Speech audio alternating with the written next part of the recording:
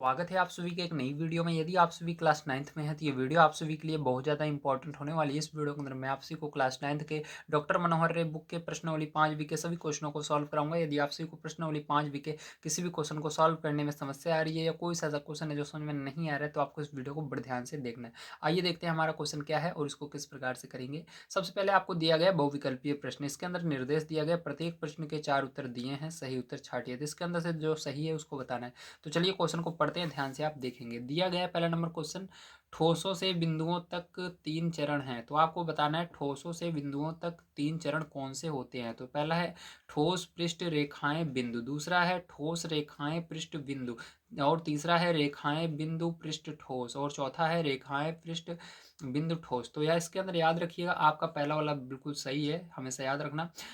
ठोसों से बिंदुओं तक का 3 चरण ये होता है, ठोस पहले, फिर पृष्ठ, फिर रेखाएं, फिर बिंदु। इसको याद कर लीजिएगा, ठीक है। तो पहला वाला ऑप्शन सही हो जाएगा। चलिए चलते हैं इसका सेकंड नंबर क्वेश्चन पर। दिया गया एक ठोस की विमाओं की संख्या है। तो बताइए एक ठोस की विमाओं की संख्या कितनी है। तो इसके अंदर हो जाएगा आंसर थर्ड वाला बिल्कुल सही, 3, ठीक है। आइए चलते हैं इसके बाद तीसरा नंबर क्वेश्चन देखते हैं। एक पृष्ठ की विमाओं की संख्या है। तो बताइए एक पृष्ठ की विमाओं की संख्या कितनी होती है। तो आपको पता होना चाहिए 2 होती है। तो इसका आंसर 2 बिल्कुल सही हो जाएगा। तो ऑप्शन नंबर 2 बिल्कुल सही है। आइए देखते हैं इसका 4 नंबर का क्वेश्चन। दिया गया एक बिंदु की विमाओं की संख्या है। तो एक बिंदु की विमाओं की संख्या कितनी होती है, जल्दी बताइए। तो याद रखना बिंदु की कोई भी विमाएं नहीं होती। तो इसका ऑप्शन नंबर ए बिल्कुल सही हो जाएगा, 0। तो 0 होगा इसका सही आंसर, ठीक है। चलिए चलते हैं इसके आगे देखते हैं। दिया गया है 5वां नंबर क्वेश्चन, यूक्लिड ने अपनी प्रसिद्ध कृति एलिमेंट्स को निम्नलिखित में विभाजित किया। बताओ प्रसिद्ध जो इनकी कृति है एलिमेंट्स, उसको किस में विभाजित किया गया, ठीक है। या कह सकते हो कितने अध्याय में विभाजित किया गया। तो इसके अंदर आपका ऑप्शन नंबर 1 बिल्कुल सही हो जाएगा, 13 अध्याय। तो जो एलिमेंट्स है उसको 13 अध्याय में विभाजित किया गया है, ठीक। तो ऑप्शन नंबर 1 इसका भी सही हो जाएगा, 13 अध्याय। इसमें टिक लगा लीजिएगा। आइए देखते हैं 6 नंबर क्वेश्चन। दिया गया एलिमेंट्स में साध्यों की कुल संख्या है। तो बताइए एलिमेंट्स में साध्यों की कुल कितनी संख्या है। तो इसको याद रखिएगा, एलिमेंट में साध्यों की कुल संख्या 465 है। कितनी है, 465, ठीक। तो ऑप्शन नंबर फर्स्ट इसका सही हो जाएगा। आइए देखते हैं इसका 7 नंबर क्वेश्चन। दिया गया है ठोसों की परिसीमाएं हैं। तो बताओ ठोसों की परिसीमाएं हैं कितनी। इसमें से कौन सा ऑप्शन सही हो जाएगा, ठोसों की परिसीमाएं हैं। तो इसमें से कौन सा इसका ऑप्शन सही है, तो इसको आपको बताना है। तो इसका ऑप्शन नंबर ए बिल्कुल सही है, ठोसों की परिसीमाएं पृष्ठ है, ठीक है। क्या है, पृष्ठ। तो ऑप्शन नंबर 1 इसका फर्स्ट नंबर का बिल्कुल सही हो जाएगा। चलिए चलते हैं आगे। पृष्ठों की परिसीमाएं हैं, अब आपको यहाँ पर बताना है पृष्ठों की परिसीमाएं हैं। अभी तक पूछ रहा था ठोस की, अब पृष्ठों की पूछ रहा है। तो बताइए कौन सा होगा। ऑप्शन नंबर 2 बिल्कुल सही हो जाएगा, पृष्ठों की परिसीमाएं क्या है, वक्र है। क्या है, वक्र है, ठीक। तो आपका इसका दूसरा नंबर ऑप्शन बिल्कुल सही हो जाएगा। चलिए चलते हैं इसके बाद अगले क्वेश्चन पर। 9 नंबर पर दिया गया है आपको, सिंधु घाटी सभ्यता लगभग 300 BC में निर्माण कार्य में प्रयुक्त ईंटों की विमाओं का अनुपात था। मतलब आपसे पूछा जा रहा है जो सिंधु घाटी की सभ्यता थी जब उसका निर्माण हुआ, ठीक है, निर्माण कार्य में प्रयुक्त जो ईंटें हुई, मतलब उनका जो यूज हुआ ईंटों का, उनकी विमाओं का अनुपात क्या था। तो आपको बताना है। तो इसके अंदर ऑप्शन आपका कौन सा सही हो जाएगा बताइए। तो उसका अंदर ऑप्शन नंबर 2 बिल्कुल सही है, 4:2:1 किस प्रकार की विमाएं की ईंटें थी, 4:2:1, ठीक है। ये लंबाई होगी, ये चौड़ाई होगी, ये ऊंचाई होगी। लंबाई थी 4 और चौड़ाई थी 2, ऊंचाई थी 1, ठीक है। तो ये हो जाएगा बिल्कुल सही। अगला दिया गया है, पिरामिड एक ठोस आकृति है जिसका आधार होता है। बताओ जो पिरामिड है एक ठोस आकृति है जिसका आधार होता है, क्या होता है। बताओ आधार उसका क्या है, त्रिभुज है, वर्ग है, या आयत है, या बहुभुज है। तो इसके अंदर ऑप्शन नंबर आपका 4 बिल्कुल सही हो जाएगा, बहुभुज, ठीक है। क्या हो जाएगा, बहुभुज बिल्कुल सही है। तो इस पर आपको लास्ट वाले 4 नंबर ऑप्शन पर टिक लगा लेना है। 11 नंबर क्वेश्चन दिया गया, एक पिरामिड के पार्श्व फलक होते हैं। तो बताओ पिरामिड के पार्श्व फलक कितने होते हैं। तो आपसे ये पूछा जा रहा है। तो इसके अंदर हो जाएगा, मतलब अरे यार कितने नहीं, मतलब क्या होते हैं, ठीक है, ऐसे समझो। एक पिरामिड के पार्श्व फलक क्या होते हैं, तो त्रिभुज होते हैं। देखो आप पिरामिड आपने देखा होगा, आप देख लीजिएगा मोबाइल पर सर्च करके, पिरामिड जो होता है वो त्रिभुज के आकार का होता है, ठीक है। तो इसके अंदर त्रिभुज सही हो जाएगा।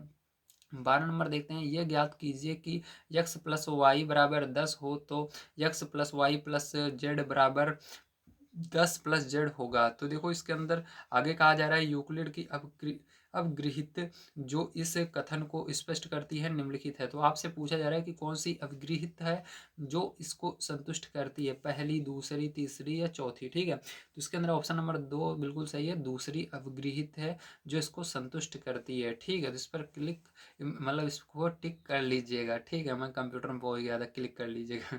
चलो 13 नंबर देखते हैं, प्राचीन भारत में घरेलू पूजा कार्य में उपयोग की जाने वाली वेदियों के आकार होते थे। तो बताओ प्राचीन काल में, पुराने समय में घरेलू पूजा में उपयोग की जाने वाली वेदियों के आकार होते थे। कैसे होते थे आकार, इसमें से आपको बताना है। ठीक है, तो इसके अंदर ऑप्शन नंबर आपका पहला बिल्कुल सही हो जाएगा, वर्ग होता था या वृत्त के रूप के होते थे। ठीक है, जो वेदियां होती थी। आइए आगे चलते हैं, अपना देखते हैं इसका 14 नंबर का क्वेश्चन दिया गया है आपको।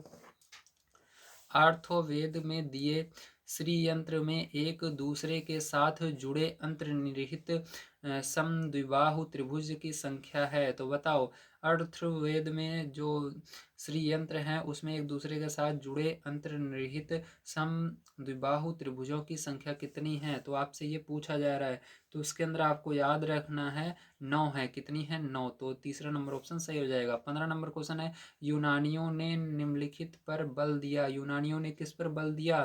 तो बताइए यूनानियों ने किस पर बल दिया?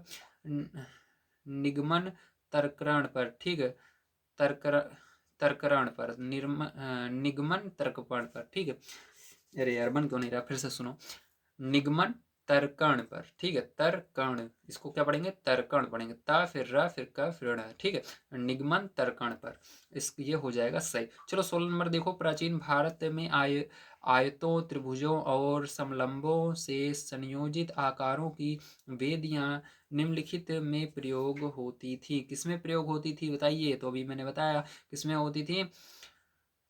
इसके अंदर ऑप्शन आपका हो जाएगा 16 में पहला। ठीक, इसमें नहीं होगी भैया, इसमें हो जाएगी सार्वजनिक पूजा स्थल में। ठीक है, घरेलू वाले में केवल 2 प्रकार की होती थी, अभी मैंने आपको बताया था, वृत्त के रूप की होती थी या वर्ग के रूप में होती थी। ठीक, लेकिन इसमें देखो दूसरा आ रहा है, तो ये वाला हो जाएगा सार्वजनिक पूजा स्थल में। किसमें? सार्वजनिक पूजा स्थल में होती थी। ठीक, तो पहला नंबर ऑप्शन इसका बिल्कुल सही है।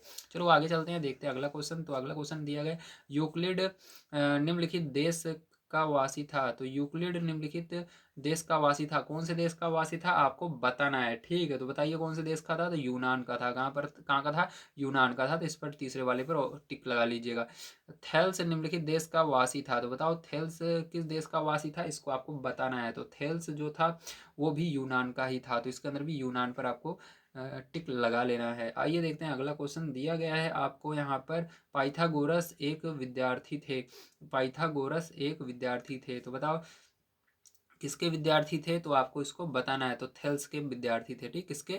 थेल्स के विद्यार्थी थे। तो इस पर आपको क्या करना है, इस पर आपको टिक लगा लेना है। ठीक है, तो चलो चलते हैं अगला, लास्ट वाला क्वेश्चन दिया गया, निम्नलिखित में से किसको उत्पत्ति की आवश्यकता है? निम्नलिखित में से किसको उत्पत्ति की आवश्यकता है? तो बताओ किसको उत्पत्ति की आवश्यकता है?